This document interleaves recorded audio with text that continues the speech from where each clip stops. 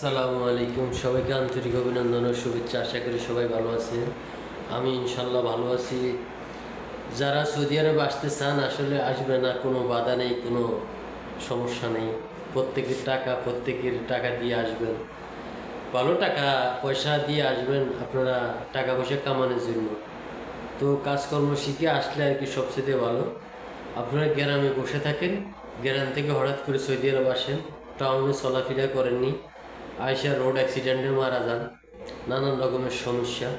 তাই মানুষ একটু শহরে চলাফেরা করবেন, শহরে কাজকর্ম শিখবেন, শহর থেকে বিদেশ আসার চেষ্টা করবেন। আশা করি ব্যাপারটা বুঝতে পারছেন।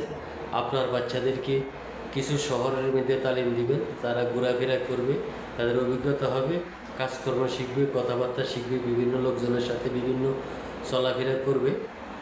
বিভিন্ন ডিস্ট্রিক্টের লোকজন আছে, বিভিন্ন রকমের ভাষা শিখবে, দেখবে, ভালো লাগবে।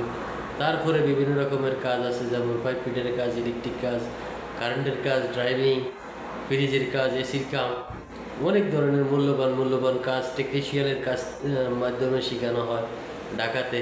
ওই টেকনিশিয়ালদের মাধ্যমে সার্টিফিকেট পাওয়া যায়। ওই সার্টিফিকেটের মাধ্যমে সৌদি আরব যদি আসেন, সৌদি আরবে এখনও দক্ষ শ্রমিকের খুব চাহিদা আছে।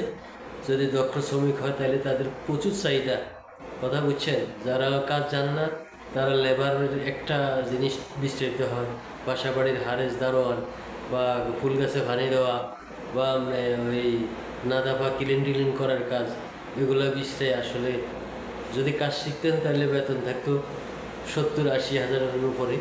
আর কাজ শিখা নাই বিধে আপনারা পাচ্ছেন 1000 রিয়েল, বাংলাদেশের 30,000 টাকা, কেউ 800 রিয়েল, কেউ 25-26 হাজার টাকা পাচ্ছেন। যারা কাজ জানে তারা এখনও লাখের কাছাকাছি টাকা পয়সা কামাইতেছে। তাই আপনার সন্তানকে, আপনার ভাইকে, আপনার আত্মীয় স্বজনকে সবাইকে বলবেন যে কাজকর্ম শিখে প্রবাস জীবনে আসার জন্য। আমরা কাজকর্ম শিখছি, আমাদের লোক নাই, আমাদের সেটিং করার মতো মানুষ নাই।